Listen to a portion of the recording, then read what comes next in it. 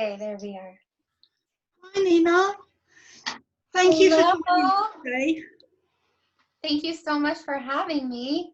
I'm Yeah, so happy to be here with you. No, I know I just love your energy. I love connecting in with you. I'm just going to go live on Facebook.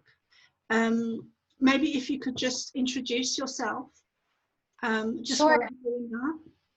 Okay, so I am Nina Starsong, and I receive transmissions from the Pleiadians, and I'm here on a mission with the Galactic Federation of Light as a Starseed.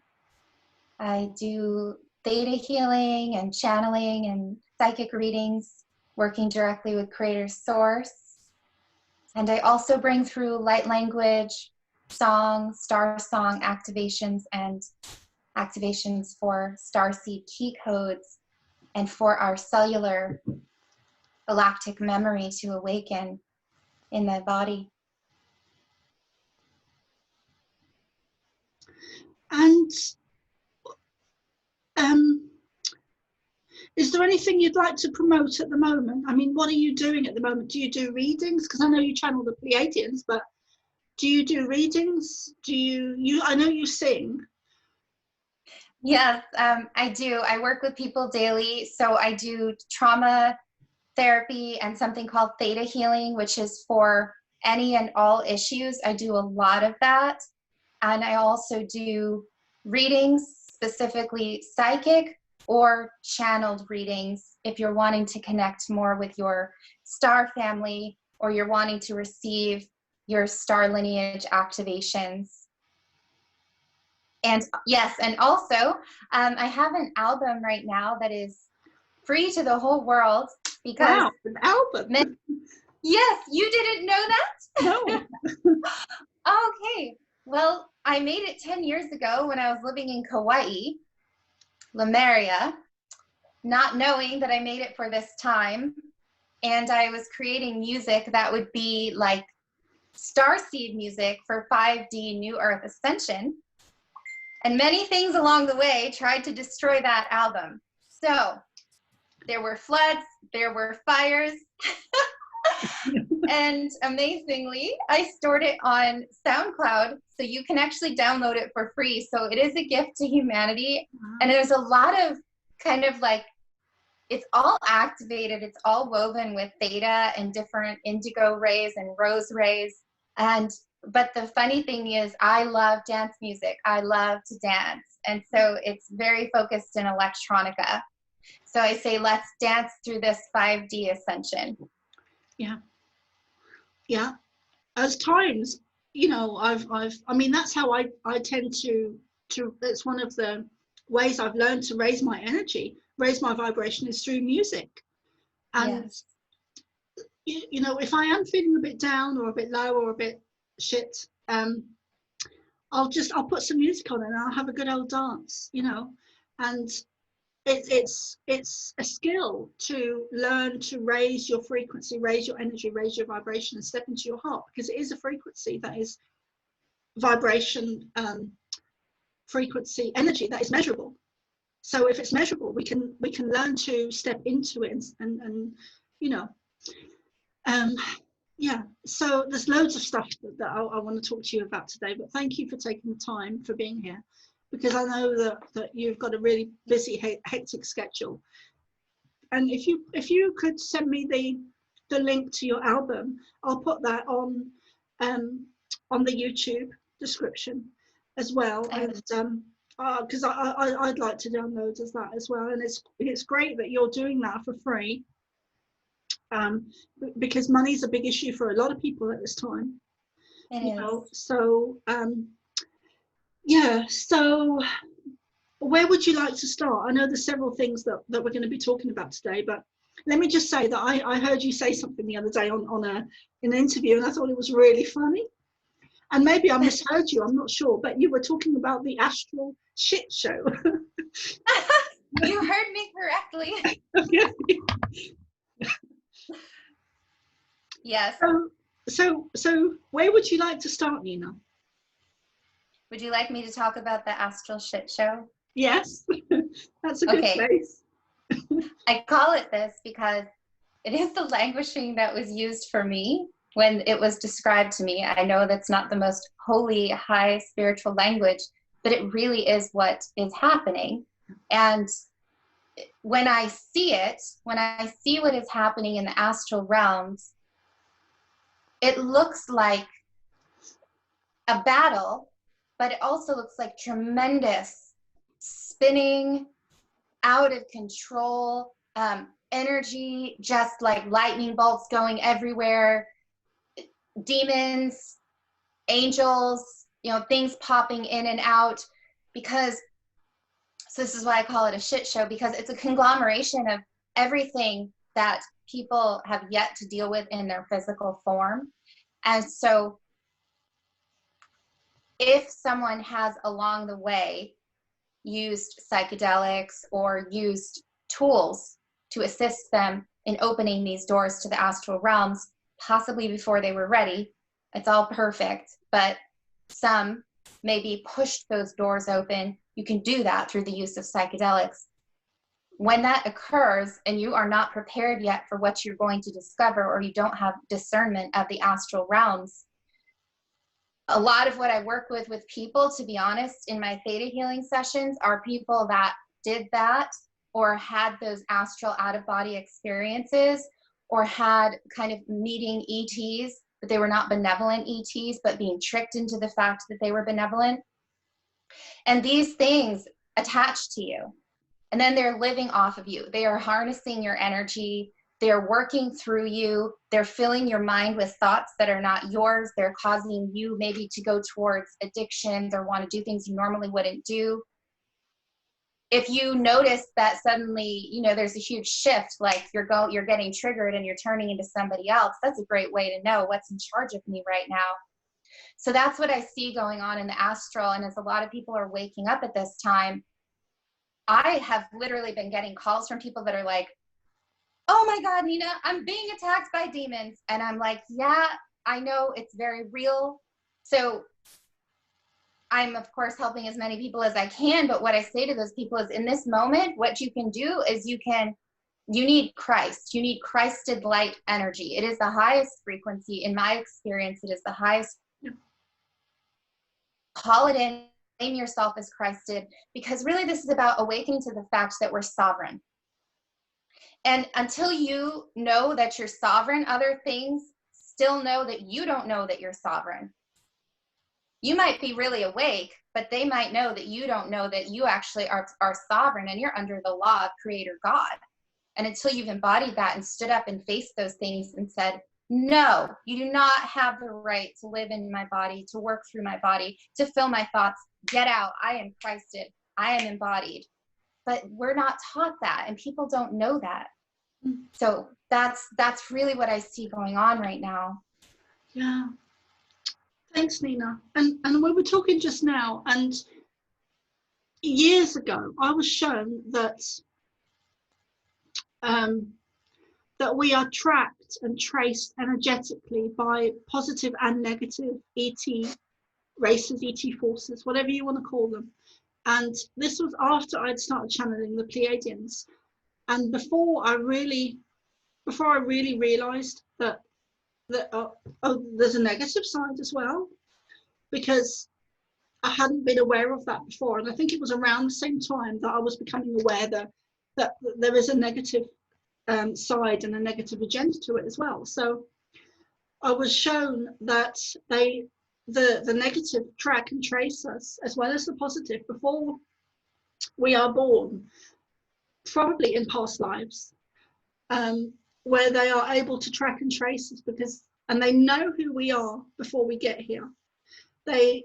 And the reason they do that is to stop us from stepping into our shoes, try to stop us from our purpose, our mission, and why we're here. And that would include putting trauma into us, like abuse and rape and trauma and poverty and all the negative situations and things that can happen to us. And they normally do that as children. So we experience a lot as children But actually, if we can heal from it, it gives us the it gives us power and motivation and courage and that warrior type energy that propels us forward. And you were saying just now, Nina, that that's actually in the Bible. Yes. I was raised Christian, but I wasn't raised with you're a sinner, you're disgusting, you need God to save you from your sin. So I always had that very strong connection to Yeshua, to Christ. But because of religion, I was very not attracted to the Bible. And I had tried many times to go to the Bible and just felt the opposite of love. I actually felt tremendous fear when I would go to the Bible, not with Yeshua's words, but like the first part of the Bible and all of this around blood sacrifice and everything.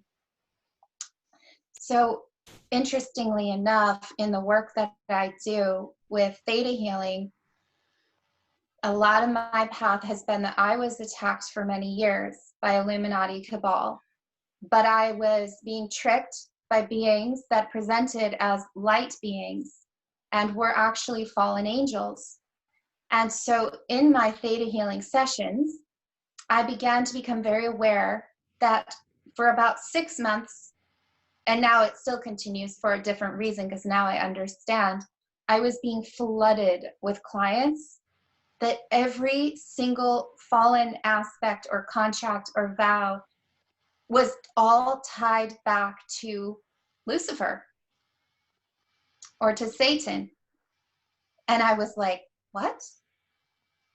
Okay, this is very real. And then I started seeing images that led me to start doing some research. I was led to the Book of Enoch, then I was led to the Dead Sea Scrolls, and eventually to the Bible through an experience as well that I had of my own personal resurrection out of the Illuminati Cabal matrix into Christed 5D consciousness, even though I still had no idea what was going on at the time. I was dying on many timelines and being rebirthed anew. And I did embody and watch that process, but it was tremendous for my mind to comprehend. It took me about 2 years to integrate that afterwards. So one of the things that I was led to about the Bible is exactly what you just said. In the Bible, it talks about how the enemy knows who you are more than you know who you are. The enemy knows from the time you're born who you are to the Creator God, why you have incarnated, what you will do, your path. And before you know who you are, attacks you so hard, exactly where your path was meant to go. So if you came in with a lot of divine feminine priestess energy and you're here to bring through a lot of Magdeline energy, you're going to get raped, you're going to get abused, you're going to get molested. It tries to break the father or mother relationship. And these are ancestral inherited chains that we replay over and over and over because we take the imprint on in the mother's womb. But the good side to it, which is what I want to speak to now, because there's a positive to this, which is exactly what you just said, is that it actually is a part of the entire piece of the pie. It is that you chose, you said, I will come in and I will take this on. I will break the chains for my ancestors. I will go through this. I will not repeat this pattern. And that's what a lot of starseed angel beings are going through, have gone through. We've had tremendous trauma because they knew who we were. They knew who we were way before we knew who we were.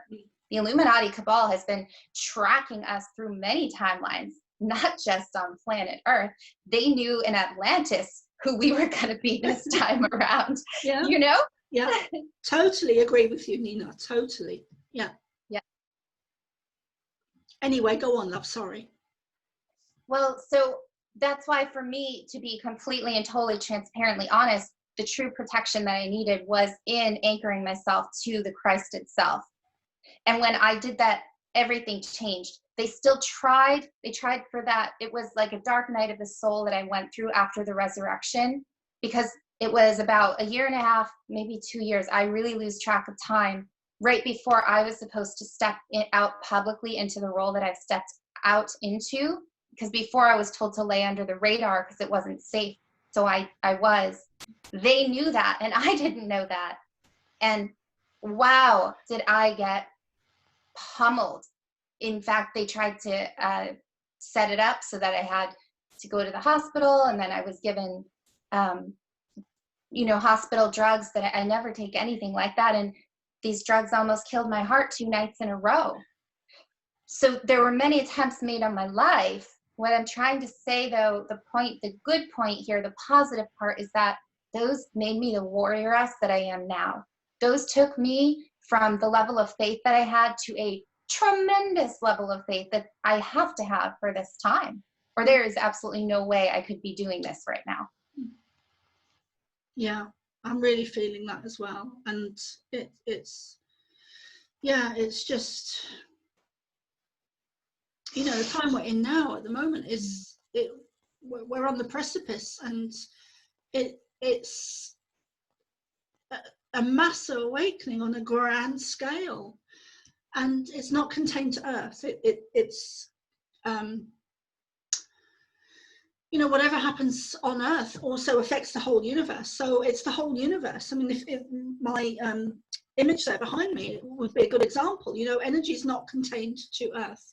Energy is not contained within us. What we do has a ripple effect and affects others. So I wanted to share a bit about Atlantis, and then maybe the information I've had recently about Atlantis, and then maybe if you could go into it with what you've been given, because I know that you're a channel for the Pleiadians, and and it'd be really great if you could share that as well, whatever you've been told recently. So when the COVID hit, I went into the garden and I started to channel the Pleiadians again, because I hadn't done for a while. So and they told me a lot of information, but they told me that the downfall of Atlantis, and some of this they've told me before and some of it they haven't, but they said that the downfall of Atlantis, negative ET energy came in and infiltrated the energies going on at the time, because they were of a very high frequency, a high vibration. So they lived a lot longer. They didn't have the health issues we have today. They were operating at a much higher frequency. And the negative ET energy, something hit the Earth like a meteor and knocked the Earth off its axis. And there was great catalytic events on Earth, and the Earth shifted. The poles shifted. So everything was kind of turned upside down, and the Earth was knocked off its original blueprint. And I was shown that Atlantis is where Antarctica is now, although I do believe it was in several different places, not just one place, and that our DNA was changed, dumbed down and manipulated, and that we actually have 13 strands of DNA, or we're going into a time of 13 strands of DNA, or we had 13, but we are definitely going into a time of 13 strands of DNA, not 12. And so and everything now is a reversal of that energy, because the difference between now and Atlantis is that they didn't see it coming, because they were operating on such a high frequency. Their frequency wasn't able to, or aligned to, or able to see, or able to connect, or able to, it wasn't vibrating at the lower spectrum. So the higher energies weren't able to see this negative energy or feel it or sense it coming. So it just came in and it overtook them. And because we have a lower frequency on Earth at the moment, we are able to see it coming. So that is the difference between what happened to the Atlantis and what's happening now. So because our the generally speaking, the mass population doesn't have a higher frequency. So we are globally, as humanity as a whole, we are able to see this negative energy coming towards us. So the difference being that because we're able to see it, we're able to change it. But also, so everything is shifting back onto its axis. The earth is shifting back onto its natural axis, which will cause catalytic events. And, you know, they don't tell me this stuff to put fear into people. They tell me because they want people to know, to share, to give the information, to bring forth the information, not to scare people, not to put people in fear, because they would never want to do that. So so we need to prepare for weather changes. We need to prepare. We need to stock up our foods, cupboards, freezers. We also should start growing our own food. So because there will be food shortages, I believe. So yeah, what's your thoughts on that, Nina? I'm like floating around with, as you're speaking all of that, through the timelines, going back to those moments with you as you were speaking, because the voice, your voice and our voices really are this stargate to those moments that are happening right now, really. So I have seen very closely, similarly, what you saw. My lens and my scope of it has maybe come from a similar but a little bit different angle, which is cool because I think these weave together. I had always seen, and I started to really see a lot in my sessions with clients, that at some point in the timelines, which yes, is Atlantis and Lemuria, now I understand this, and goes back to the Book of Enoch, actually, which is very interesting. Reason they don't want you to read that, and it was left out of the Bible for a reason. What I remember, and actually remember being and participating as a part of, which is vulnerable for me to share, but is part of the healing, is that as a very light, high frequency being, which is as exactly what you're speaking of, we did not have the best discernment. And we were just very trusting of beauty. All that glitters is gold, for example. We didn't have the understanding that all that glitters is not gold. And so I have a memory of these beautiful beings coming to the planet. And perhaps that's what you're talking about when there was an asteroid that crashed into the planet. But at one point, just out of nowhere, these gorgeous beings descended. And they were very attractive, brilliantly shining. And so what I have seen is that many of us partnered with them and in a sexual manner procreated with them. And when we did that, we changed our DNA. We brought them into our DNA. And so when I see it in this manner, what I see is that our golden serpentine energy, which it's serpentine, but it's different type of serpentine. It's almost liquid gold. This is how I see it when it starts flowing from Gaia, from that temple, that fountain. Like the fluid gold that is running through our being, connecting us between heaven and earth. What I saw was that it became black, like a black serpent. And from this space, we sort of began to experience this mutation of becoming more reptilian, less compassionate, less empathic in nature. And what I find very fascinating is that if you go to the Book of Enoch, it talks about when the angels became obsessed with the beauty that was the women of man and came to Earth, which was a no-no, was a rule. You cannot mate with them, and decided to mate with them. And the offspring of that mating were the Nephilim, who are the giants, who are still connected and still controlling the Illuminati, the Cabal, when we're talking about baby eating, child sacrifice, blood drinking. That all goes right back to that beginning. So I think that it's really important that we understand that we are in this because we're a part of this, and it's our lesson as well. And I also have seen that when we went into this fall that was meant to occur, in which Atlantis fell and we descended rather than ascending as we are, I actually saw that there were certain groups like high priests, high priestesses, those that could see into the future, that could see this time coming, and took the star-seeded codes and went and put them throughout the timelines. And we were also assisted by galactics as we're being assisted now. And so that's why I feel like it's interesting, because when I have traveled all over this planet, I will feel different seeded codes of Atlantis or Lemuria or Avalon, all through these different pockets all over the planet. And I feel that it really ties together this golden holy grail, which brings us back to that liquid golden fountain within us of Christed Divine Mother, Divine Father, masculine, Magdeline energy. Yeah, when I was living in Lewisburg, that's where on the west coast of Ireland, that's actually where I started to channel the Pleiadians. And if you're a local to that area, it's well known that if you drive from what was the main town? Castlebar. The main town was Castlebar, and it was about half an hour away, 45 minutes.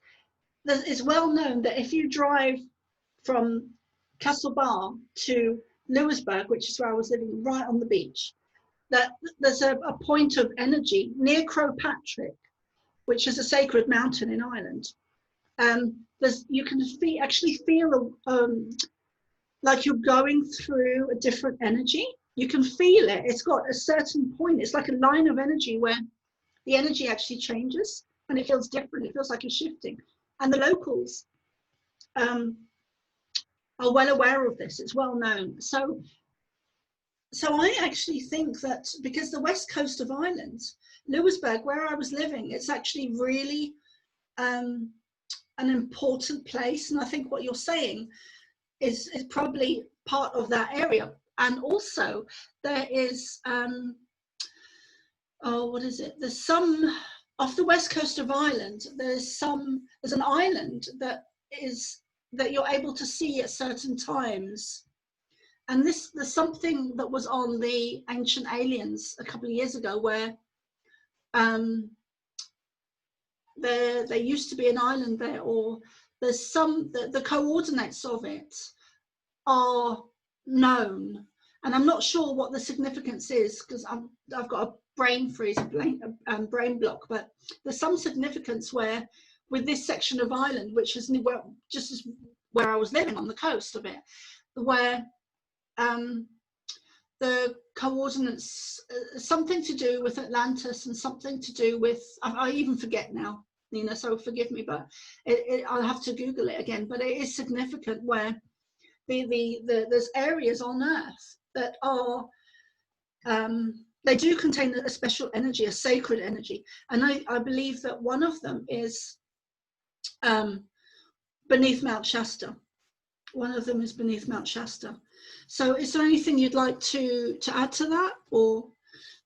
Yes, I would love to, because I traveled to Ireland and I had some very powerful interwoven timeline experiences. Are you speaking of Skellig Michael Island? I think it is that, yeah. I went there. I went to Skellig Michael, and Skellig Michael is actually in Star Wars, which is why everybody knows Skellig Michael. And it was also very sacred where monks lived. So is that what you're speaking of? I feel that the island you're talking about does have sacred energy. I'm not 100% sure if it's the same one I'm talking about, because the one I'm talking about, I don't think there's anything there now, physically. I'll have to look into it a bit more, because it is on Ancient Aliens where they've got these coordinates to, yeah, anyway, go on, Nina, sorry. No, it's okay. But I think what it is I think there are certain places that are like portals, which would be the stargates between all of the different timelines and all of the different realms. I wouldn't even call them realms, but just you can feel in that moment everything that has been, that has existed. So there were experiences that I had in Ireland. I had tremendous experiences at the Cliffs of Moher.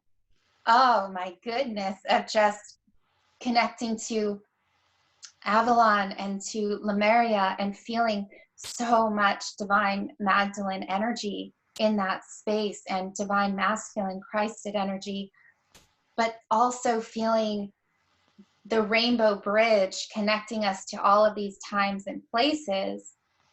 Kauai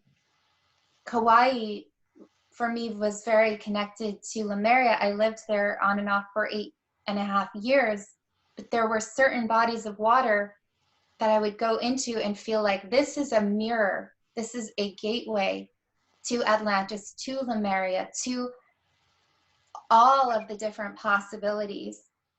In Paris, interestingly enough, near the Sacre Coeur, I felt tremendous connection to Avalon, to Egypt, to Mary Magdalene, to the path of the Holy Grail. So it is fascinating, because it feels like there are these certain places that are really strongly gridded with that Christed crystalline energy that we placed there and we have come back to find in this lifetime. And a lot of those places are places where tremendous battles have taken place, or also where the Illuminati and the Cabal has gridded it underneath for evil purposes. I was amazed to find out that all underneath Paris are all of these domes and tombs. And I was called to go down there to actually bring through and to pray and to anchor Christed crystalline energy. I'm sure I'm not the only one. I'm not the only one who can do it. I just want to say that we can all do this, but this is just what I was called to do. And it was amazing to me to see how much they had taken what was sacred and reversed it. Yeah. Purposefully, yeah. to pull down the frequency and the vibration, and that they had been using this to bring through their demons up into what used to be tremendous divine feminine, divine masculine beauty. They know, just like they know us. They know who they know. Yeah, they know who we are before we know. And I just want to add to that, Nina, that what the Pleiadians also showed me is that the Earth used to be a lot smaller, and that there used to be less water, and that most of the land was connected at one point.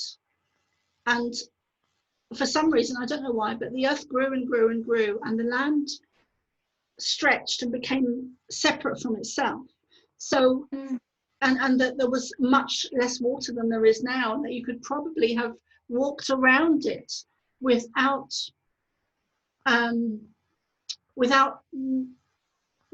too many problems. So I feel that the most of the land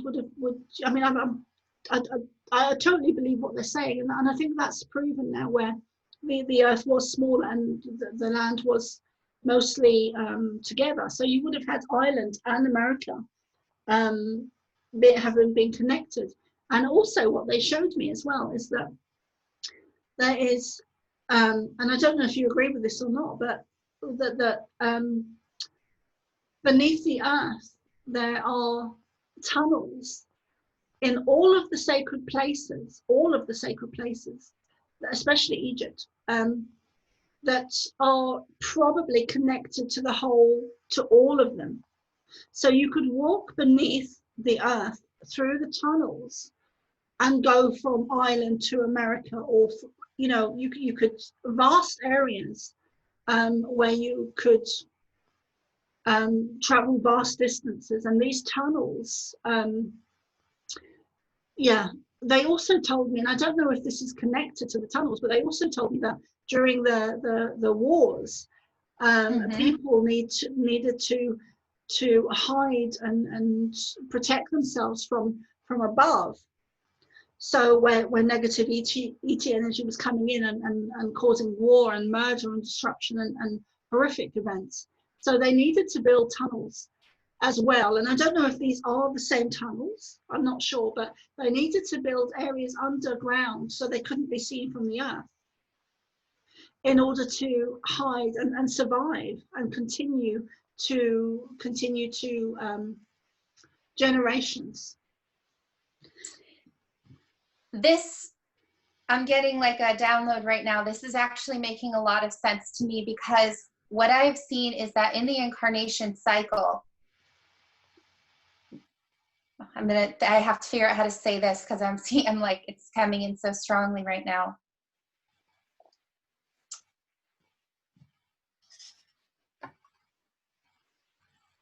So those that are at this time playing the role of the Cabal, the Illuminati, they have been here over and over and over, recycling into that energy because that is what they chose.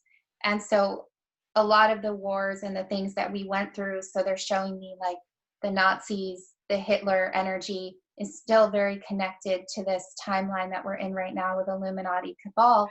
And it all really goes back to Atlantis, which goes back to these reptilians and these draconians. So they've been using these underground tunnels over and over and over and over. I had not seen that the underground tunnels were used for safety. But that is absolutely, I'm not saying it's not true. I just hadn't seen it. I'm sure that is absolutely true, because just as those tunnels have been used for evil, it's quite possible before they were used for evil that they were used to pass back and forth between a smaller version of the planet, and that when these beings came in, they went, oh, we're going to use your causeway to connect with each other for our own evil agenda. Because these dumbs that are, now hosting all of these just horrific things that they do, and the clones that they make, and they've been cloning since Atlantis. This is not new technology. This is ET, non-benevolent technology. So what's happening is they already knew that system was there. We didn't, but they did. And every time into kind of recycling into playing into this same Cabal Illuminati matrix over and over and over and over, or fallen angel. I call them the fallen angels, Luciferianism, or the Luciferians.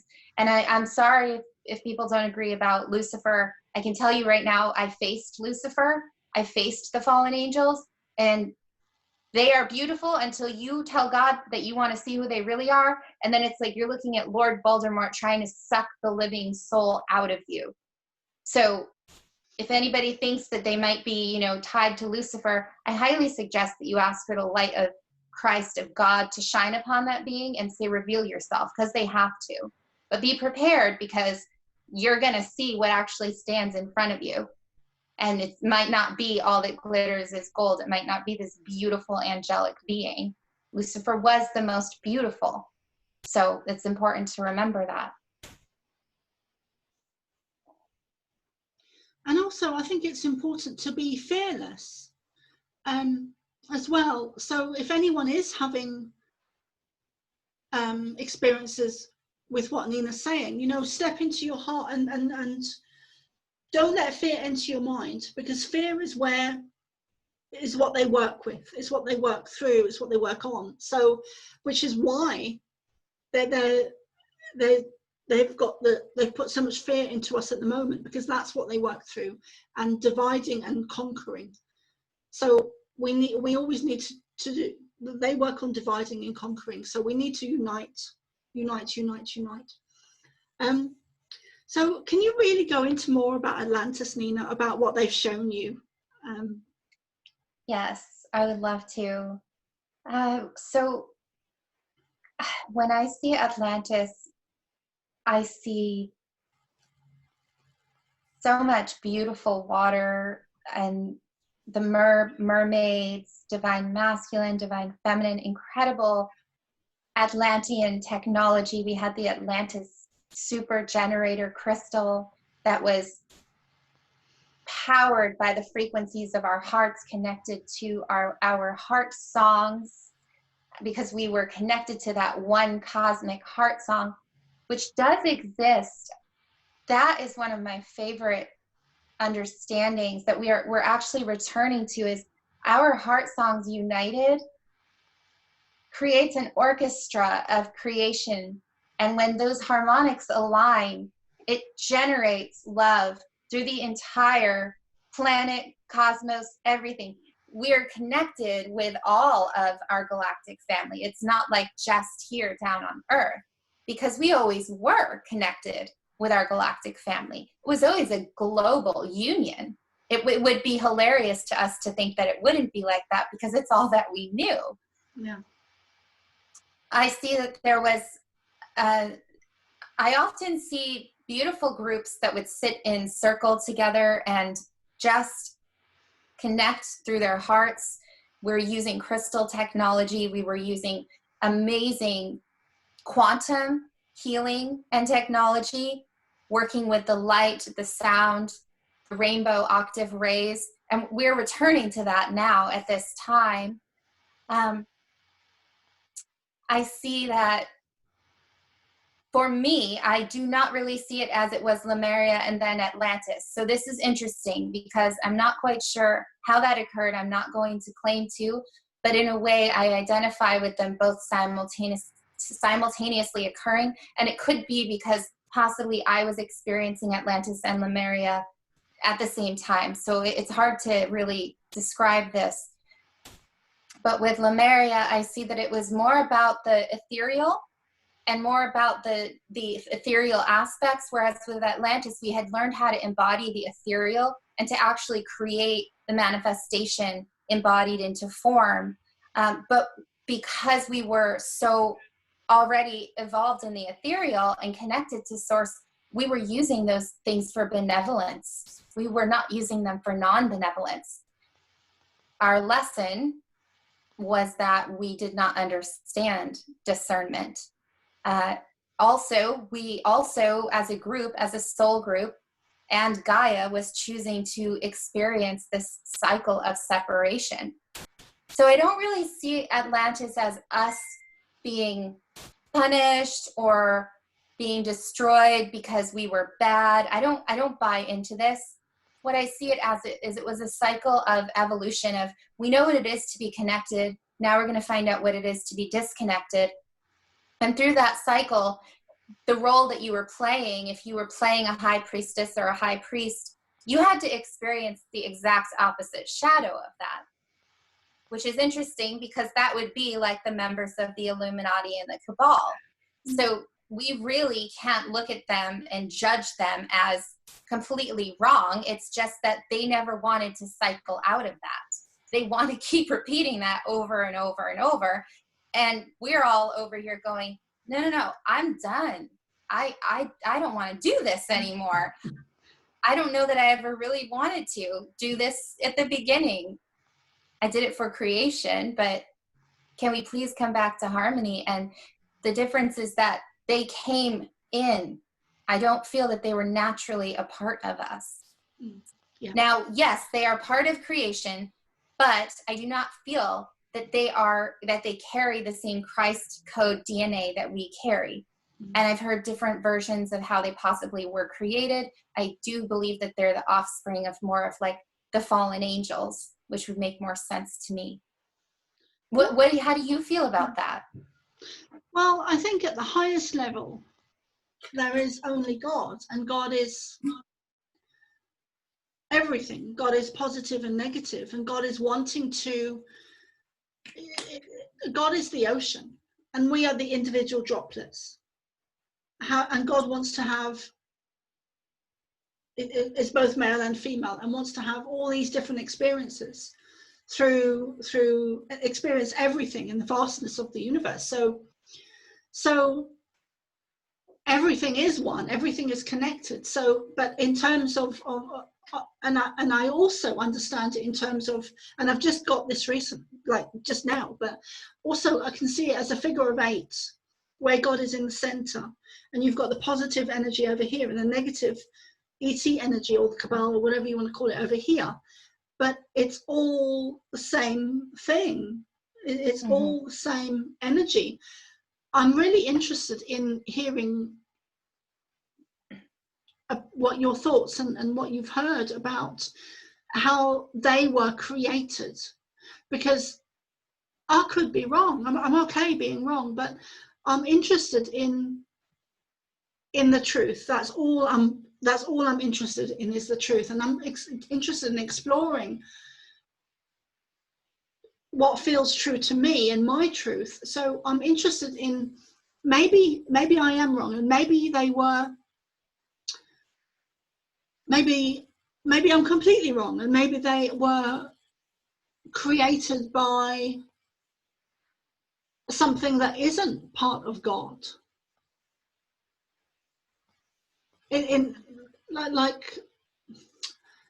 Like in a similar way that the Cabal is wanting to create artificial AI and put that into us. So in that sense, maybe they are, I don't know, maybe, I don't know. Yeah, it's tricky, because if we look at the origination, then yes, the origination would have been God. But I feel that there was a healthy form of duality before that existed between light and dark, that there's been a false form of duality. There's been a false shadow that's been imprinted upon in the matrix system that is actually what is enslaving humanity, which is what I do not feel was created by God. Now, was it created by God? Well, if you go all the way to the beginning and say, well, they were created by God in the beginning, or Lucifer was created by God. Let's say Lucifer was part of all of the angels together. And so then the argument people say is, well, if God knows all, then God knew that God created Lucifer and that Lucifer would turn on God. That's highly possible. Perhaps that was an experiment of some kind of, will this being turn on me? Will it not? Perhaps God's source already knew. Perhaps God's source wanted to explore the opposite polarity of love, right? Because how do we know more about love? We know more about love when we know about what is not love. We know more about union and connection when we know about what is separation. But what I do see is that over time, as Lucifer, the representation of Lucifer, began to sort of cycle into this separation, that there were clones, there were creations that were created out of this separation matrix that we could say are not natural to the natural duality of nature. But did it originate? Yes. If you go all the way to the beginning, yes. But what it's turned into? No. I actually feel that we're very much living in a recycling of artificial intelligence when it comes to these types of beings that are incarnating.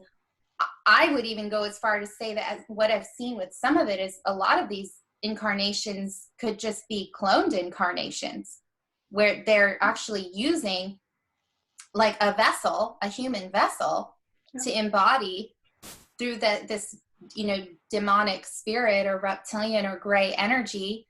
And they're just using it over and over and over, of this fallen energy. I think that does happen a lot, more than we realize, especially in Hollywood. Absolutely. Yeah. I remember years ago, I got this message that, and I'm not going to name who it was, but I got a message that someone in Hollywood had been cloned, and I got the name. I got the name very clearly. It was such and such is a clone, and I was like, oh. And then I went to this meeting a couple of days later, and the guy was saying the same thing with the same person. So I was like, oh, okay. So other people are getting, the same information as well. And I was lying in bed the other night. I'm kind of just talking out loud for a minute, Nina, but I was lying in bed the other night, and what came to me is, because I know that people often say, I've heard it for years, what about if, you know, if there was a God, what about the children in Africa? What about the kids in Africa? You know, why are they going through so much suffering and terrible karma? And what came to me the other night is, well, maybe they were Nazis in the previous life. Or maybe they did horrendous things in a previous life, and it's just karma coming, because what you give out, you get back. And it may not be this lifetime, but it sure as hell is in some lifetime. It is at some point. You will get back what you've given out. Yeah. Wow, I have like huge resonance going like through me right now as you just said that. And absolutely, it is absolutely possible, because karma is very real. And you're right, it may not happen in this lifetime, but it will happen in another lifetime. I'll share something, you know, really vulnerable to me, is that because I love sharing my shadow of what I have seen. It's easy for us sometimes to see the roles that we've played as the victim. What isn't always easy for us to see are when we have been the persecutor and the prosecutor. And so I've had to face that as I was victimized sexually in this lifetime and used as a vessel virgin, well, I've also played the role of the dark priestess. I've also been on the other side of it.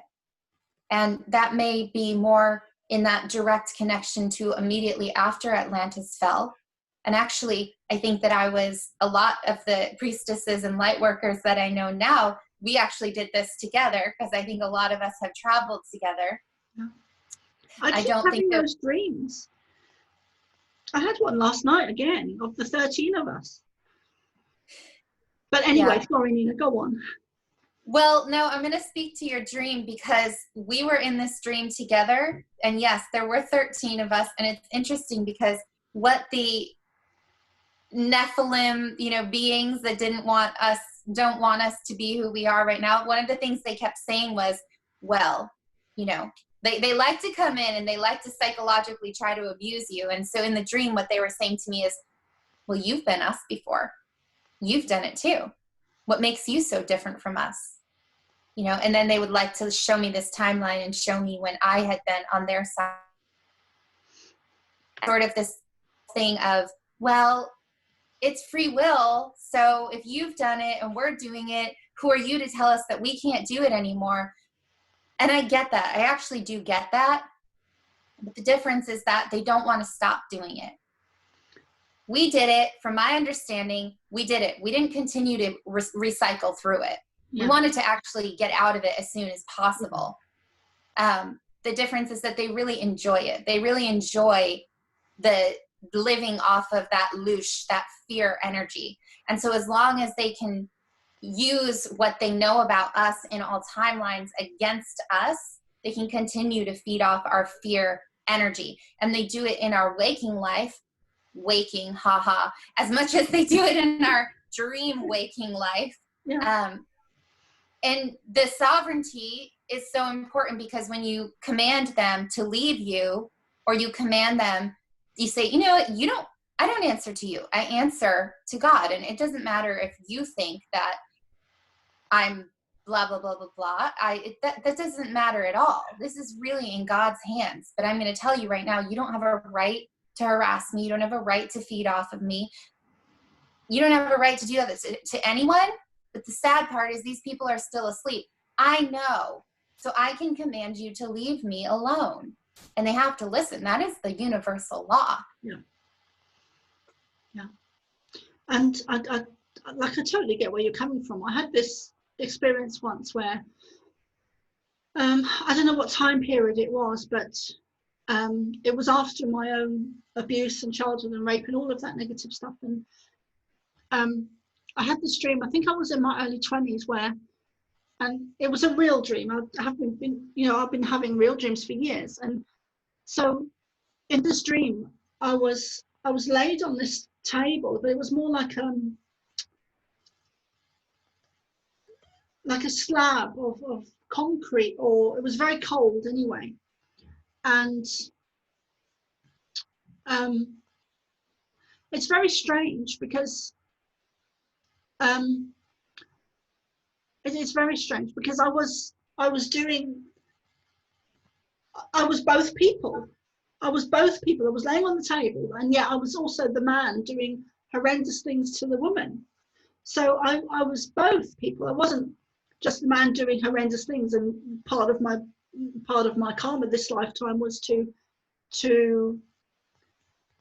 have been the victim rather than the perpetrator. But in the dream, I was the perpetrator and the victim. So it kind of, you know, I've had lots of experiences, but most of them have been just to help me to wake up and show me reality and what's really going on and the bigger picture. So that was just one experience I had. So with what you've said recently, and we've talked about this before, and I've heard you on other interviews where you've said that, you know, we are the perpetrator and the victim, and I get that, you know, totally get that. And I'm starting to wonder who I was at Atlantis, because I know I was at Atlantis. I know that. I haven't been shown anything, but I just feel it. I just feel such a connection to Atlantis and those times, and Egypt and the Pleiadians, and I think that we've even, you know, the spiritual people have been tracked and traced and targeted again and again and again and again in different tribes. So I feel that there's even a group of us that came from the outside in, came from the stars, and decided were contracted in to come here for this time on earth at the moment. And we were the Egyptians, we were the Celtics, we were the Gypsies, we were the Atlanteans, we were the Native Americans, we were all the sacred people and the Africans that have been targeted again and again and again and again and again. But essentially, they are all the same people. They are you and I in past lives, again and again and again, being targeted and traced and tracked and burned as witches and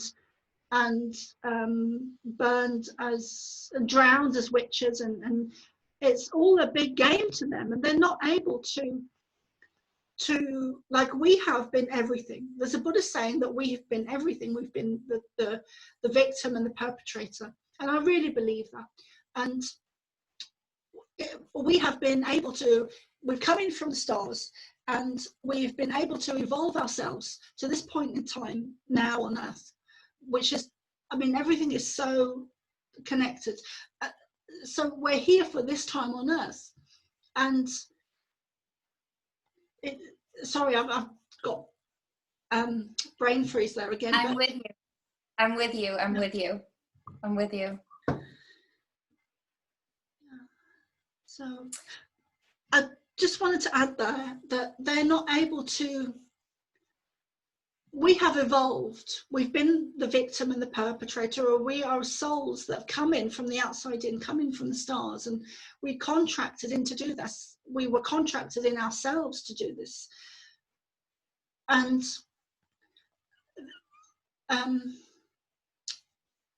no, it's gone again, sorry, they keep doing that.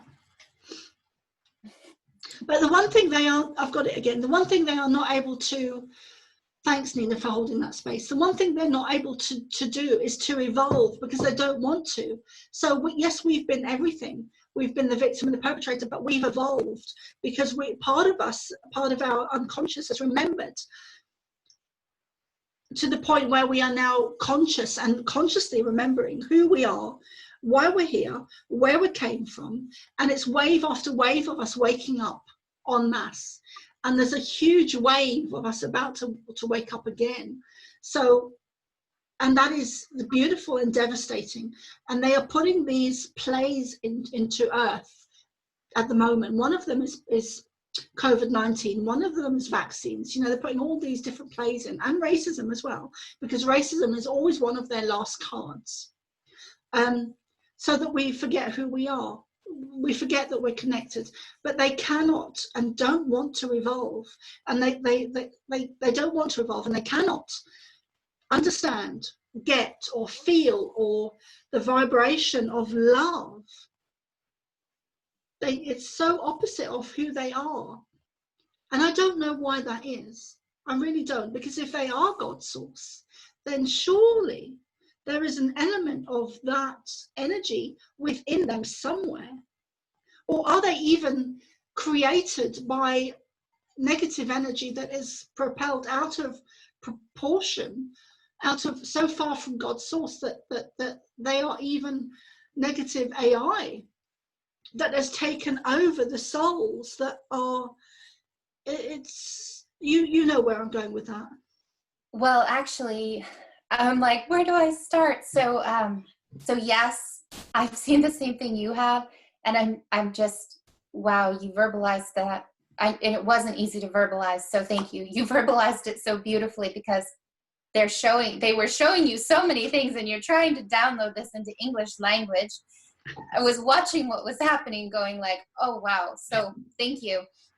But yes, we have been everything that you said. We have been the Jewish people with the Nazis. We have been the African Americans. We have been the Native Americans. We have been the Egyptians. We are the lost children of Israel.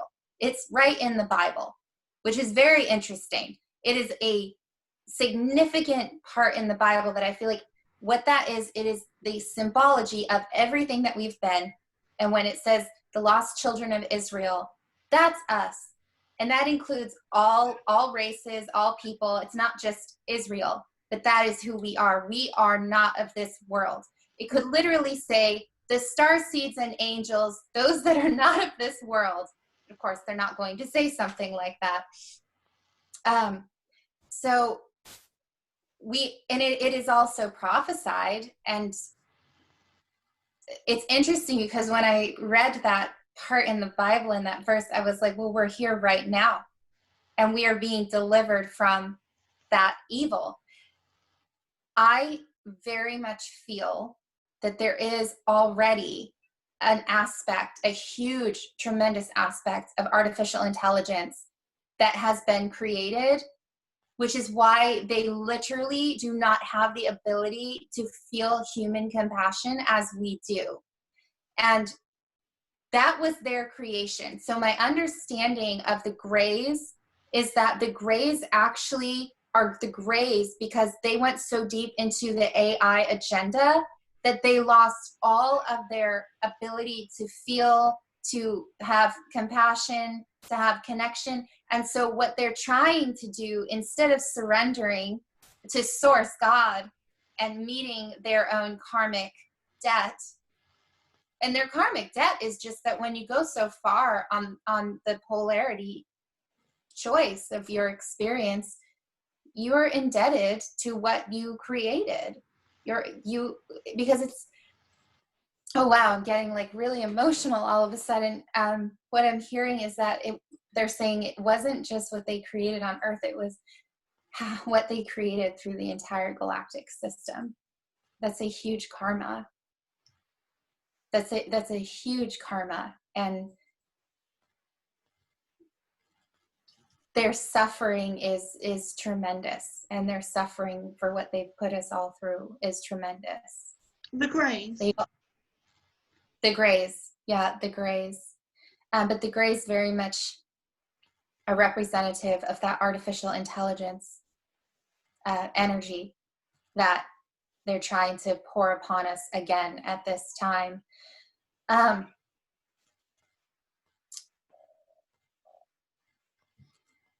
So I feel like what's been really amazing about what's happening right now is that the way that I see it is that every trauma of every incarnation of all that we have been together is being triggered.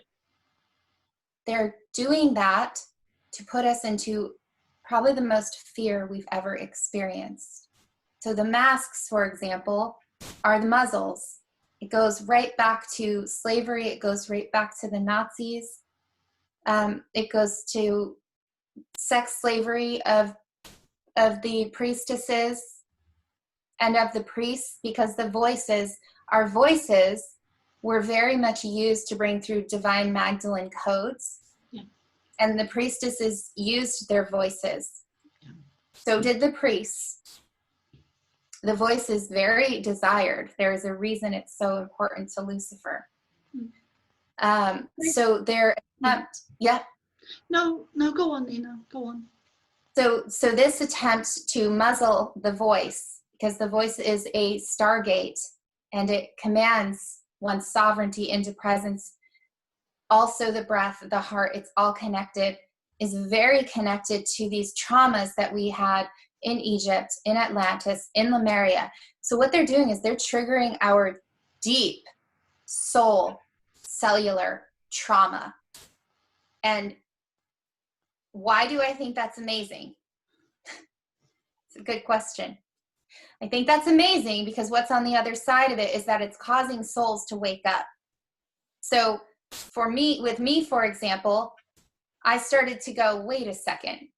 This tastes in my mouth way too much like my lifetimes as a Native American, my lifetimes as an African American, my lifetimes as an Egyptian, my lifetimes as a slave, as a sex slave. They're literally weaving all of the timelines of the most horrific battles upon us together. And when they do that, what is actually happening is it's jarring people out of their sleep, because the trauma is the remembrance of what we've all been. So on the other side of the trauma, if we can get past the trauma, it's the soul is going, oh my God, this is so familiar to me. Why am I having deja vu? Because you've been here before. Yeah, I mean, it's just I think it's fascinating times, and it's mind blowing, even to me. Even with the stuff I've seen and experienced and been, but there's a couple of things I wanted to add there that I keep getting a mind blank. Yeah, timelines. So I've had these really weird dreams the last week or so where, and I don't know that much about timelines, but in the dream I've been in a different timeline, and I've had several of them where I'm somewhere else and I'm experiencing a different life, a different reality to what I am now, and yet it's so real. It's me, but it's somewhere else, having a different experience. So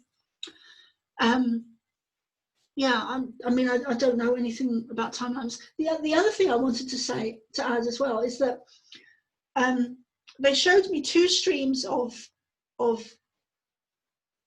energy hitting the earth. One is positive and one is negative, and these energies are like huge beams of light hitting the earth at the moment. This is when COVID first kicked off, and that they will increase and increase and increase until the earth actually splits into two and divides, and one goes into a higher dimension or frequency or vibration, and one will stay where it is or drop into a lower frequency dimension vibration. So is there anything you want to say to that, Nina? Oh, yes. So the timelines, when I speak of timelines, what I mean is, rather than saying past, present, or future, the timelines are interwoven through all now moments. And the timelines are not linear, but it's a way that we can kind of maybe understand that happening in the now are all of the different timelines right now. So they know that as much as we know that. So as far as the split, so this is really interesting. Years ago, I did a regression with hypnosis. It was the first time I'd ever been hypnotized. And she wrote down everything that I was sharing, and what came through was the memory before we all came here together. And it's a beautiful memory, and I would love to share this with you because it's very related to what you just shared. Yeah, please do. It was this incredible meeting of all of these souls. I understand now very clearly that we were a part of the Galactic Federation of Light, and that we had met together, come from all over the galaxy, all peaceful beings living in a Christed benevolent manner as the family. So it was the Lyrans and the Syrians and the Pleiadians and the Venusians and so many more, because we really are a big family. We just might be expressed a bit differently. And it was like we all got the God call, you know, the galactic call. Okay, now is the time. And we all met in this incredible arena together. And what's interesting is that in this dream, it was not all different colors of souls, but we were all blue. And so my feeling now is that we had chosen to embody the divine masculine and indigo warrior energy at that moment, and that we were connecting on this blue ray because we were psychically, empathically, it was like we became one body. We were not separate in any way. We were all existent on the same channel, harmonized and orchestrated, playing the different sort of instrument role that we came to play. If we were going to say frequencies, excuse me. Yeah. One moment there. I will be right with you. That's okay. Okay. Almost here. Okay. So if we were to say it's like music, because I always come back to music as a musician. If you're playing in an orchestra, you all have different roles. You don't want the drums to be louder than the flutist, and you don't want the flutist to not be heard. And so it was like this beautiful orchestration together, beautiful harmony. And we were very excited. We were so excited because we were coming back to Earth from the future together. Yeah.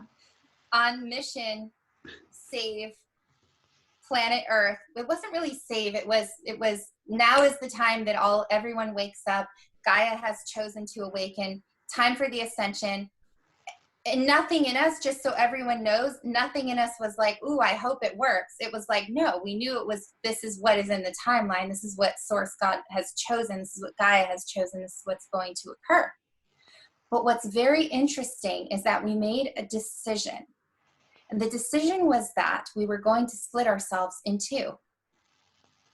And it wasn't that half of us were going in here and half of us was going there. It was that within our own soul body, we were splitting ourselves in two. We were doing this to speed up the timeline and ascension process. And half of us would go incarnate into what was called Earth 1, and half of us would go and incarnate into Earth 2. And in this journey, I saw myself and I said, well, I'm on Earth 1, and it's the lower chakras.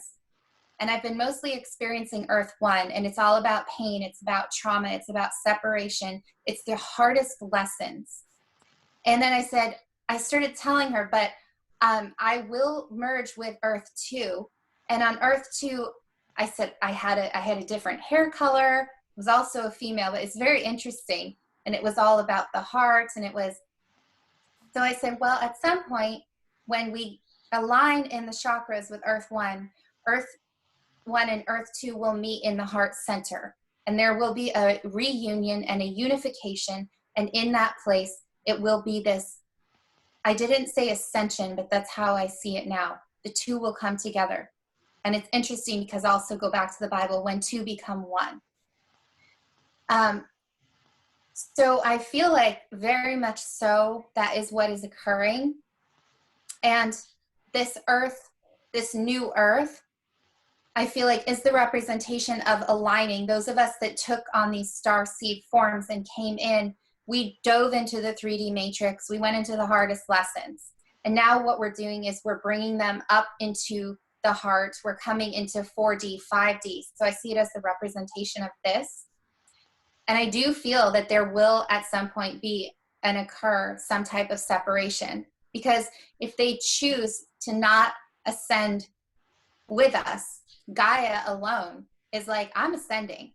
So if her frequency is rising and we're going with her, I mean, honestly, I've seen it as like, well, is it going to be like we all kind of just together go, woo, with Gaia, like as the density here is sort of being transformed or destroyed, because yes, there will be earth changes. Are we going to kind of in our body ships go, "Ooh, is this the event?" I've also seen the possibility of being taken off and to be brought into the New Jerusalem ship and to be, you know, sort of held there. So I don't exactly know how it's going to occur. I have no fear about it, which is really funny. I really have no fear about it at all. I have great excitement. And I'm just so excited to be here with my family. Yeah, me too. Me too. I mean, you know, for a long time, I've, like when I was 12, I decided I didn't want to be here anymore. And I stayed because I had an experience with Jesus. But anyway, I've always had that feeling that didn't want to be here, didn't belong, didn't fit in. And it's got less and less as the years have gone by. But I still had it up until the COVID-19 hit. And I really don't have it anymore.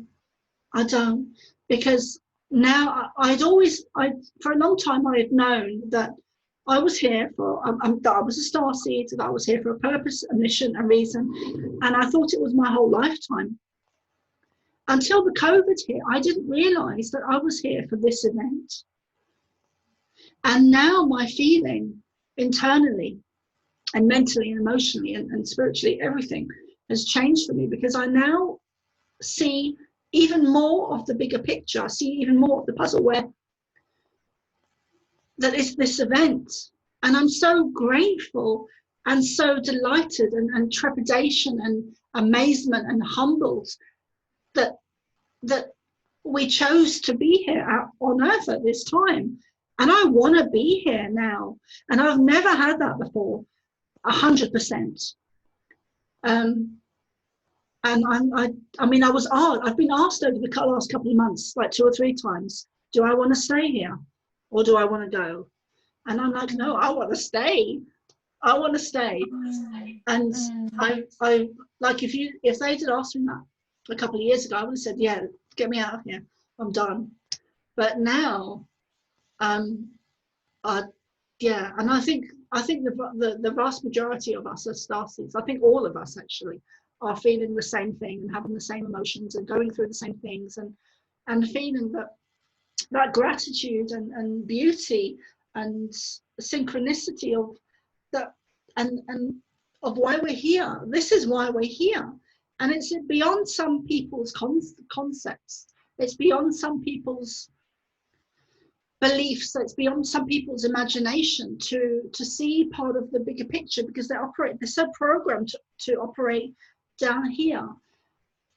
So, and I think that a lot of us are really connecting in with each other now, really connecting in with each other and meeting again. And because I've always been that person that was, you know, when I started channeling the Pleiadians in 2009, I was living alone, I was isolated on the beach, and that was perfect for me.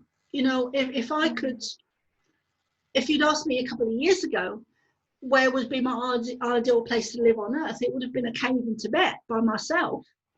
And I'm just me connecting to the Pleiadians, writing books or somehow getting the information out, but really by myself. Even though I'm still connected to the Pleiadians and still writing books and still getting the information out to people, mostly isolated. But I seem to be coming out of that now. And I think that's true for a lot of us, where we are wanting to connect en masse. And I don't think we really, that seems to be a wave of us coming in together and wanting to connect with each other, where I don't think we've really had that before on the scale that we've got it now. Yeah, it's the most exciting thing happening in the entire galaxy right now. And so to be here is like, of course I want to be here. And similarly, like you, I did not want to be here. I would go out and look up at the stars as a child and be like, get me out of here. This is a joke. I don't want to be here. There were times I contemplated suicide. I didn't get very far. So just, you know, but considered it. Most starseeds have, because we just can't handle the amount of pain and the trauma that we've been through and the targeting. And it's literally been the grace of God. And as you said, like I too, I've always had Jesus and Magdeline woven into my path that kept me alive and kept me going. So, but now it's so exciting because everything that we waited for, that we knew was going to happen as children, we just didn't understand. We knew there was going to be this great time of peace and awakening. And we kept going, well, when is it going to happen? Well, when is it going to happen? By the time I hit, 36, 37, I was like, well, maybe it's just not this lifetime. I don't know. Got married, did the like kind of sort of did the 3D thing, thought I was doing the 3D thing, and then like wham bam, this is and it was COVID. So just like you, I feel like there was a galactic timer in the first waivers that went off, that was like, time to go, like galactic activation happening now. And because we all got it at the same time. And then our lives we had set up were a bit like, ooh, that doesn't really align with my galactic role that I finally get to play. So I also was given a choice, do you want to stay? Do you want to participate? Do you want to play the role? And I was like, are you kidding me? I'm playing the role. Because to be honest with you, trying to be less of a starseed than I was and trying to be more 3D was actually killing me. Yeah. It was actually making me very sick. And I didn't really understand. I just wanted to belong so badly. I just so badly wanted to have that feeling of family and connection. And so many of us have, and it's been so hard. And so now to be able to connect with each other in this way across the world, and to know that we're being brought together, it's like, I am not leaving. No way am I leaving right now. And as far as I would like to talk about Atlantis again, so as far as what I've seen for what's coming in the future, what they just brought through recently is that I received a transmission just the other day, and it was so beautiful. And they said that we are coming into a time of music and art and water and quantum healing. And that all of this woven together will be our collective galactic prayer. We'll be returning to these technologies that we had in Atlantis, but this time we'll be using it with benevolence as we did before. But this is what we're going to be returning to. It's going to be a lot of understandings around frequency, sound, and light. And that's because the star seeds that came here, that have this information encoded in them, we're sharing this stuff now. So it's not like, well, where is it coming from? No, it's just that now it's safe. And now because God's source and Gaia says yes, as she is reclaiming her body as a temple, she is actually also saying, well, I want my crown on you and you and you, and you go here and you go there and you do this. And then it's amazing. And God's source is bringing us together going, oh, sorry, this relationship is actually, this was karmic. I'm taking you two apart. You're going to go through your purification process. And actually you two belong together. You 13 belong together. I have no idea how everything that's happened in the past couple of months has happened, other than the grace of God. That's all I can say. I had no idea I was going to be on these roundtables. I was told it was going to happen, and I was like, oh, that's hilarious. But okay, and always given a choice. Yeah, like, do you want it? And I was like, of course I do. Does it serve source? Yes, I will do whatever to serve source. But it's just been amazing to see how it's all just been grace.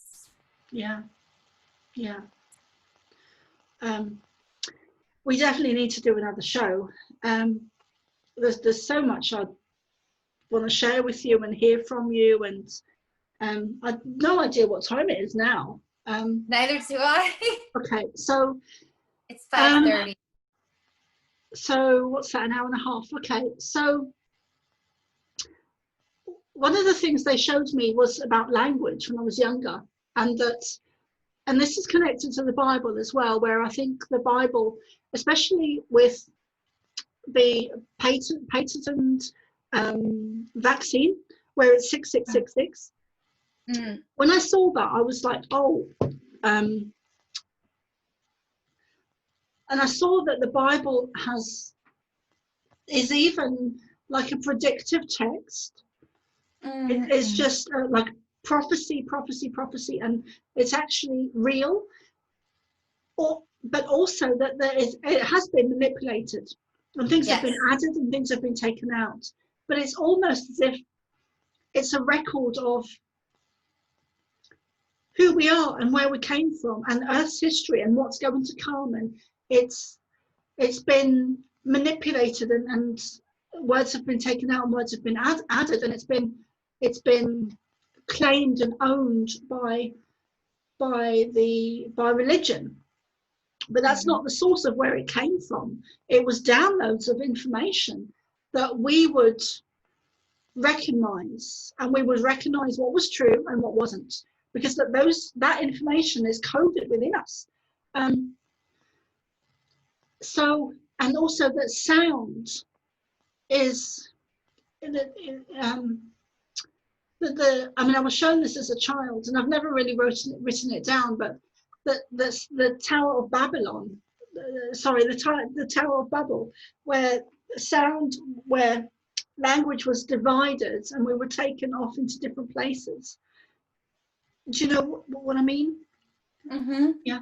So, and that was used against us in order to divide and conquer us, and that sound is creation, sound is God. Yes.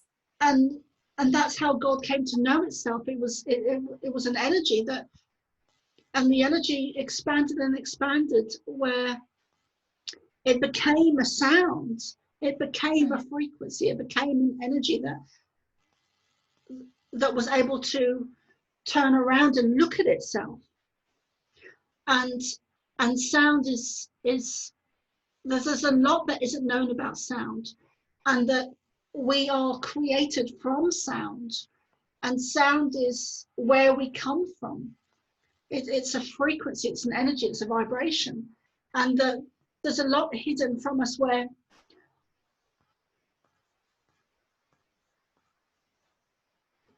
sound is everything. Sound is everything. And language came into existence because of sound. So certain sounds, certain frequencies had a meaning, had a feeling, had a frequency.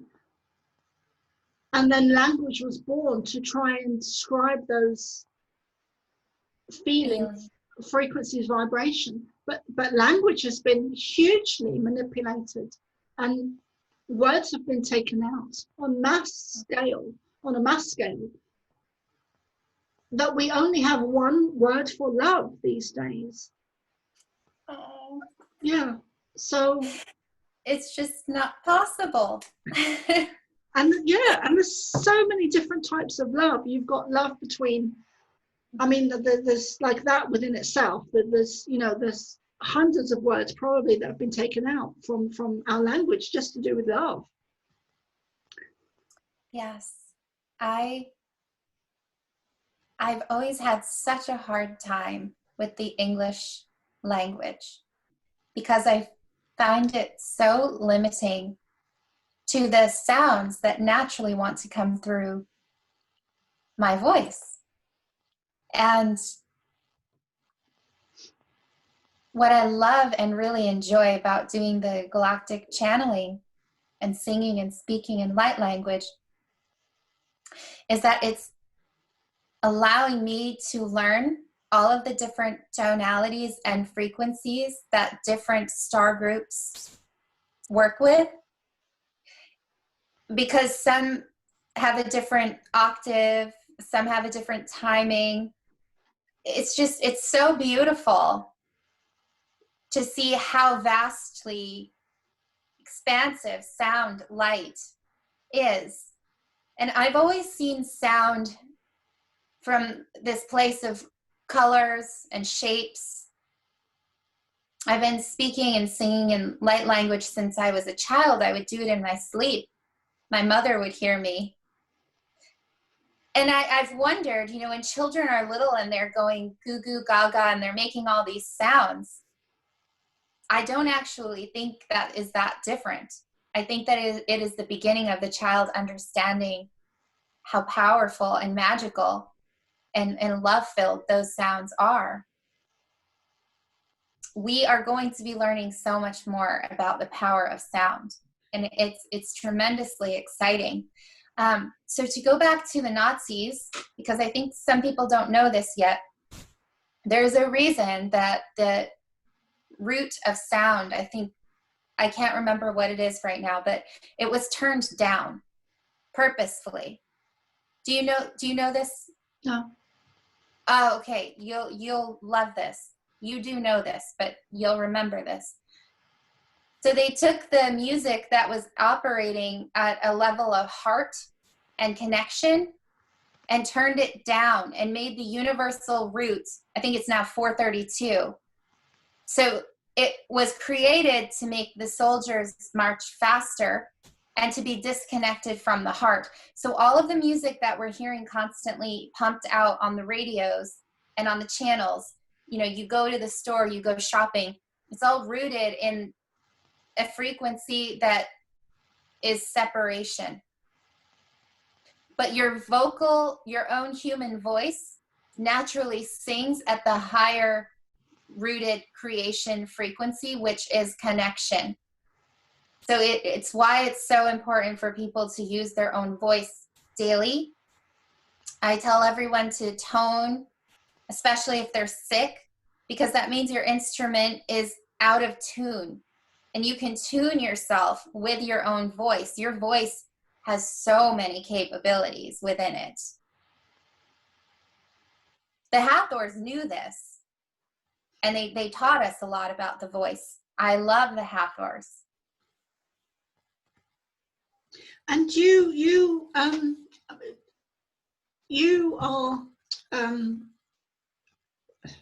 channel light language.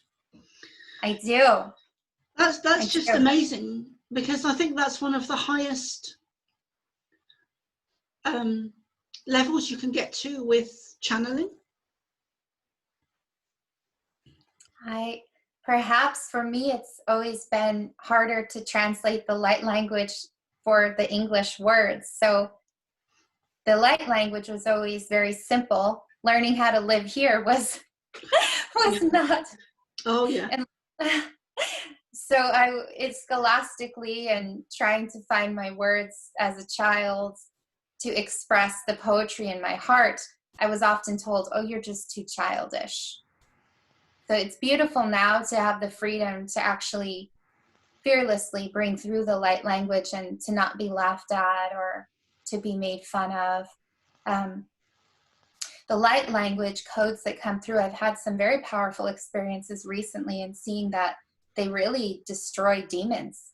It breaks chains. The demons hate the light language. They can't handle it. It's very powerful. Very powerful. Actually, funny story was that I was driving and I started singing in light language, and the next thing I know, this is like right around the time of the beginning of COVID. I had done this many times. I would often sing in light language when I was alone. So I'm driving. All of a sudden, as I'm singing in light language, the sky turns bright pink, and I'm like, I have to pull over because my body starts shaking. And I pull over, and I went through like 3 hours of so much activation that I couldn't drive. My mother had to actually come help me get home.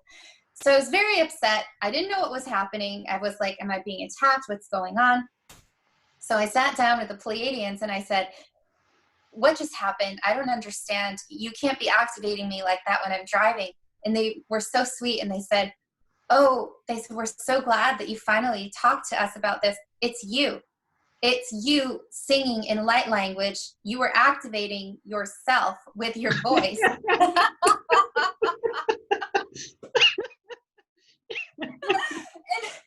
I said, I used to do that. driving, and they said everything has reached an entirely new level, and your voice went through a tremendous ascension, and you need to understand the power that is contained in it, and you're not going to be able to just use it the way you could before, and absolutely not when you're running machinery.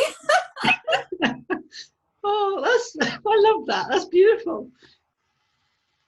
I mean, it's precious, right? Because we're just doing the best that we can, but in some ways, the machinery and this way of human life, not nature, but just this way that we have to operate here, I've had to learn an entirely new way of balancing and driving and being on an airplane with this 5D ascended energy, because it's so high that it's caused my entire equilibrium to change and rebalance. Have you gone through that?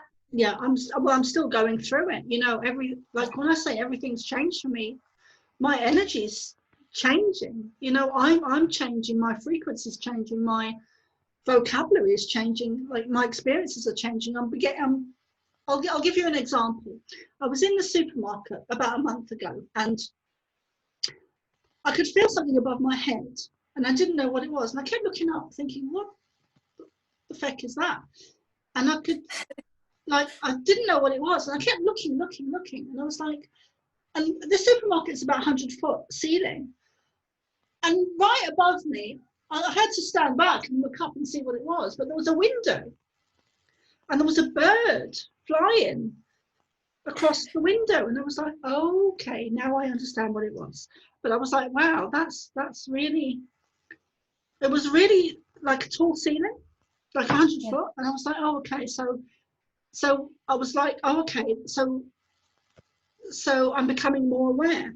My energy is becoming more aware. Everything within me is changing. And there was a couple of, like, recently, I was, I think it was about a month and a half ago, 2 months ago, I was in the bath, and I had an interview coming up. And I was listening to a guy who's in Australia, and he was singing light language. And I just wanted to relax in the bath before I did this interview. And so I was listening to the light language, and I was connecting them with the Pleiadians during a meditation in the bath, because that's where I like to tune in.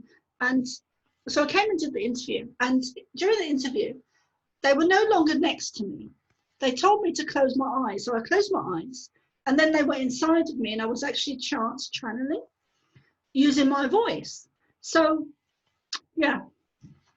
But that's very new to me, because they've always been outside of me before, but this time they were inside me, and I've done it like 3 or 4 times now, where on live sessions. But yeah, I mean, I'm still getting used to that, how it feels in my body. And it also, when I come out of it, it really gives me the sense of wanting to be here, like really wanting to be here, wanting to feel my body. So I've really come away from the feeling of not wanting to be here. Like, I want to be here now. So yeah. I feel exactly the same way. When I channel light language, I feel like, oh, whew, there I am. Now, it immediately raises my vibration and frequency. And so for people listening that are like, well, I want to speak in light language, but I don't know how to, or whatever process you're in, just open your mouth. Just let out sound, even if it's an om. Because when you allow that sound to come through your voice, you're allowing your own frequency signature expression, which is like your thumbprint to the universe in sound. And when you bring that through and out, you put it and you imprint the field around you. And it raises your vibration, it raises your frequency, it retunes your instrument. I've heard about some tremendous, beautiful discoveries being made around the vagus nerve, and how sound, when you just sing to that vagus nerve, if it's triggered, because a lot of people are going through with the ascension process, the vagus nerve is getting triggered, which causes a lot of the instability of dizziness and feeling like you're spinning, or that you're going to faint, maybe that you're going to throw up. It's the nervous system is getting rocked big time. What is the vagus nerve? The vagus nerve is located like right under the rib cage area on the left side. And so that was one of the things that I started dealing with, was tremendous vagus nerve irritation caused by, I was experiencing psychological emotional trauma at the time. So, and also my own B6 levels were too high. So it was causing, like, most people take B6 to feel more excited about life. I was having way too much of that. So my nervous system was firing way too much. And with the galactic activations, my body was like, whoa. So it was getting the vertigo all the time and getting, like, you know, tremors and shaking. And the amazing thing is that as soon as I left Paris and rebalanced my vitamin D levels and B6 levels, it all went away. So I think it's also really important for people to understand this ascension process. You need to make sure that you're balanced in your vitamins and your minerals. Like, one thing that I really need, the more that I am receiving this ascended energy, is living silica. If I don't get enough living silica, I start feeling burnt out. And I know that's true because at one point I had started, my hair is like really long and taken off. But at one point when I was doing tons of channelings, when I was living in Sedona, my hair wouldn't grow. It would stop here. It was getting very thin and I was feeling very, like, brittle. And one of my friends said, you need living silica. And she was right, because we're really conductors of electric energy. And that's what we're doing, right? So I take a mineral liquid compound. I take B12 every day. I take my magnesium. I take the living silica. All of these things have assisted me tremendously in being able to be more grounded in this process. My diet has also changed. I fast a lot. I don't eat as much as I used to. So I think it's just, I have to do yoga to stay grounded. Sometimes when I'm driving cross country, if I'm driving 3 hours, I'm like, no, got to pull over the car and just find a rest stop, get on the mat, connect and ground to the earth. So all of these things, and the body is just going through a tremendous ascension process, and it's really highly uncomfortable for a lot of people.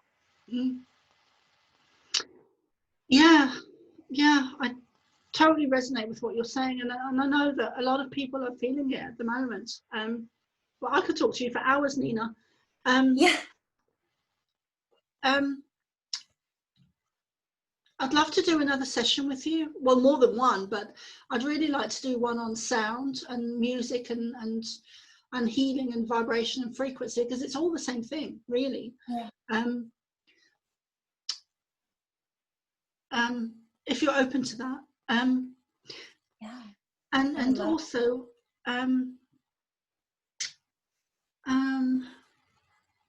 so do you teach light language? I know that you can't really teach it, but do you teach people to open up? And I do. I've been doing it more one-on-one, specifically with people, in that when the activations and the transmissions, they're meant to activate their own cellular memory of their own light language. So it's like, as I'm working with starseeds and working to channel their starseed codes, it unlocks their natural starseeded language within them. I've also put out some videos that are on my YouTube channel using theta healing to download one's own ability to sing and speak in use their vocal box as a resonance star-seated chamber.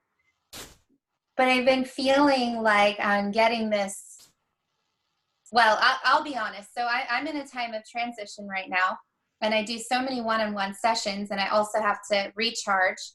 And I'm moving to Florida, which is beautiful. So, but what I've been getting is to start doing like more of a monthly program.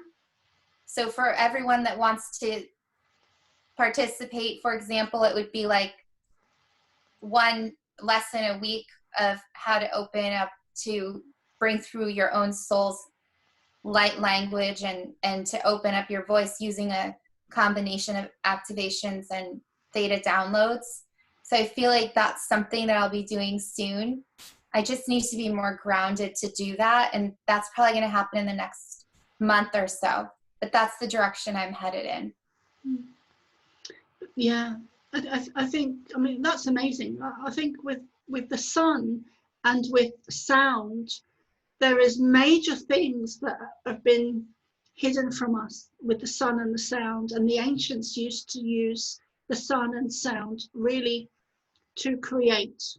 And I know in my heart, and I've seen it without a shadow of a doubt, that the pyramids were created through sound. Yeah. Through frequency, through energy, but through sound. And so, and they also showed me that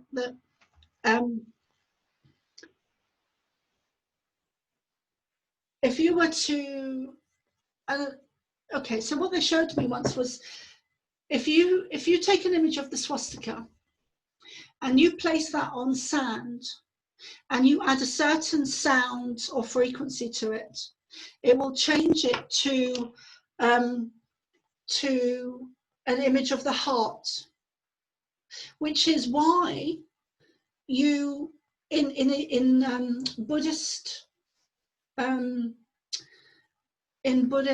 images, you will see that image over the heart. They were slightly different because they slightly changed the image, but that's why you see it there. So to me, that was amazing. And I shared that with my students one day, and she asked me, well, did they tell you what the sound was, what the frequency was? And I didn't ask them. And I wish I had. They'll probably tell me one day. But the other thing I wanted to share was that I've really had to find my voice, because as a child, I think it was my mum told me to be quiet when I was singing one day. And I know that a lot of people have had this as children, where they get told to be quiet or shut up or sit down, be still, be quiet, don't speak, don't sing, don't just sit there and be quiet. So yeah, but Nina, I could talk to you for hours. My sugar level's getting low, so I have to go and get something to eat. But mine is too. So we're mirroring that with each other. But maybe I would love to do a second, because I straight up taught singing lessons for 2 years. So I know a lot about all the traumas around just opening one's voice. And there's so much to that. There's so much trauma around. So many were told to be quiet, you can't sing. I have my own traumas around singing. I actually stopped singing entirely for like 2 or 3 years, which was tremendous for me, because I was always a singer. And it was because of trauma that a teacher had put in my head about my voice. So yeah, I know a lot about that. It's very sad. Yeah. I used to actually shake like a leaf when I had to sing after that trauma had happened. And I wouldn't be able to look at anyone. I would just look at the wall. It was absolutely horrible, but I got out of it. Wow, that must have brought such freedom to you. Oh, it was, yeah. They use people to hurt us the most where it hurts the most. And so whatever's precious to you, that's what they're going to attack the most. You have to know that. If your voice is precious to you, if your artistry is precious to you, they're going to send people in who are going to tell you you suck, or you're terrible, or you sing off key, or you think that's art. The matrix system is always happening around us, and the agents are showing up all the time. We just don't recognize it because they're showing up in the form of, maybe your friend Danny or whatever, and that's just a random name I'm using, or your teacher, Mr. Bill, whatever it is. And it doesn't mean that person is bad. It means that in that moment, they've allowed themselves to because of their wound, because they haven't healed their trauma. And usually it's an exact mirror of your trauma, right? So it's a resonant. So if their trauma is that somebody told them they couldn't be what they wanted to be, they're just mirroring it right back to you because you're being what they wanted to be. And we have to be able to have compassion and love and understand that what we're really seeing is an inner wounded child in front of us that's saying, Well, I'm really pissed because I don't get to be what you are. And yes, they can be it, but they bought into the narrative as well. That's why this is like generational breaking down of the agents through the matrix using wounds against us. Yeah. There's so much to go into, but I know. There is, yeah. And it's like the layers of the onion, you know, or how far do you want to go down the rabbit hole? Yeah. But I know for years, like I wouldn't sing for years up until like probably 5 years ago, where I actually started singing and drumming. Well, I started drumming first, and then I started singing. And I even now I do sing at home, but I won't sing anywhere else because I think I was told I had a terrible voice or something. I was told to shut up anyway.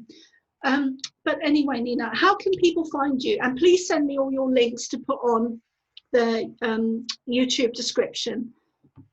Okay, so if you go to YouTube and you just search Nina Starsong, you can find me and find my videos and Theta Healing Transmissions.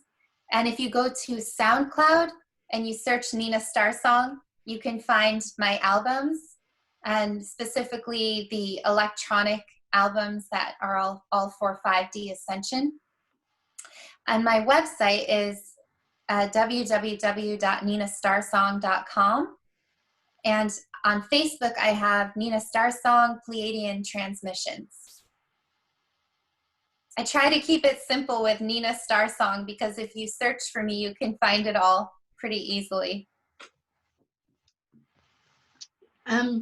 Yeah, I did the same thing, but you've got so much. I just really see you as a warrior and as a sister of light and a star sister, and you've gone through so much trauma and abuse and all of that stuff, and that's why you've gone through it, because you are a warrior of light, you are a starseed, you are a rainbow warrior, you are an indigo or a crystal, or you know, and all of those labels that we give ourselves, they are starseeds essentially. That's the main label or terms that in my understanding anyway. So I just want to say thank you for healing all of that stuff and and bringing your voice and being able to share and connect and being here on earth at this time, and because yeah, and for helping me as well, because I know that we've spoken privately, and yeah, so for helping me and for helping everyone. And I know that there's a lot more coming for you, there's a lot more to open up for you, and you just need to find your feet. But physically, in the area that you'll be going to, you know, and it's all about connections, and it's all about lighting others up, because what we give to others, we get for ourselves. So everything's all intertwined. You know, there's not one truth. There's several things. There's several truths, and there's several layers of what's going on Earth at the moment. And yeah, I'm going to go away and have something to eat, and I'm going to listen to your albums while I'm doing that. And I might even sing a bit tonight. Who knows? Oh, that makes me so happy. And thank you so much for inviting me and for being you and for holding the space that you do, being the crystal that you are, and bringing through, receiving the transmissions and the channelings. And it has not been easy for you either. And I just appreciate you so much and our connection. And I'm just thanking Source God, because that's the only reason I am still here and in the light warrior that I am, and that you are you and the light warrior that you are. And that we know that is light, that is indestructible, as all that are listening to this are. You are indestructible light as a starseed angel. Claim it. That is what you are. Know that in your heart, in your being. That is the platform that we stand on no matter what happens on this planet. Light and love is indestructible. It is the highest frequency. I love you. I love everyone listening right now. Yeah. Yeah, that's just, you know, I think what really comes through with you is that when you speak, when you talk, that energy really comes through. And people feel that, and that's what people gravitate towards. It's that feeling of love and light and truth, and that's really what you're resonating. You know, when you're speaking, you really hold that energy within you. So yeah, so let's do this again, and Yeah. Yeah. There's so much more I could say, but I just need to stop. It will just Yes. go on and on. So I will see you very soon. Yes. And all my love to you. And All my love to you, sister. yeah. Yeah.